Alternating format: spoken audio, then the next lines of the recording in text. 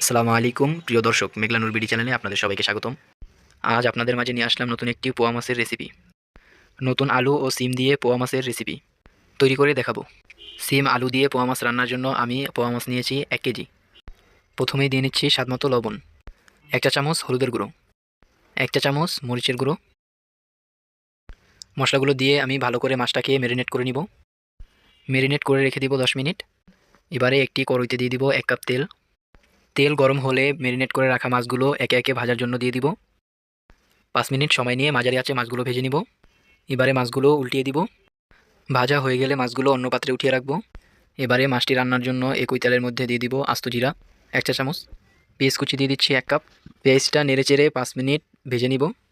এবারে দিয়ে দিচ্ছি স্বাদমতো লবণ। আদা বাটা দিয়ে দিচ্ছি 1 টেবিল চামচ ও রসুন বাটা 1 টেবিল চামচ। আদা রসুন বাটা দিয়ে নেড়েচেড়ে ভেজে নিব 2 থেকে 3 মিনিট সময় নিয়ে।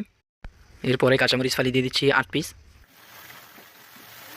1 চা চামচ হলুদের গুঁড়ো, 1 চা চামচ মরিচের গুঁড়ো, ধনিয়া গুঁড়ো 1 চা চামচ, জিরের গুঁড়ো 1 চা চামচ।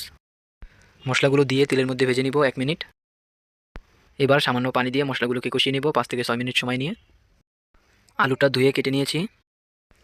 আলু দিয়ে দিচ্ছি 300 গ্রাম ফালি করে। এবারে সিম দিয়ে দিব 400 গ্রাম। সিম ও আলু মশলার সাথে ভালো করে মিশিয়ে নিব। এবারে ঢাকনা দিয়ে ঢেকে মাঝারি আঁচে কষিয়ে নিব 5 থেকে 7 মিনিট। এবারে ঢাকনাটা উঠিয়ে নেড়ে দিব। আবার ঢাকনা দিয়ে কষিয়ে নিব।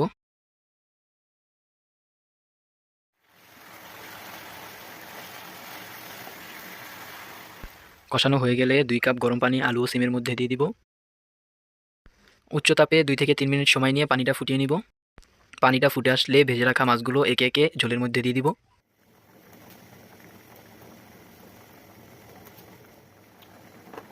মাছগুলো দেওয়ার পরে ঢাকনা দিয়ে ঢেকে রান্না করব 5 মিনিট। রান্নাটা অবশ্যই উচ্চ তাপে করব। 5 মিনিট পরে মাছগুলো আমি উল্টে দিব।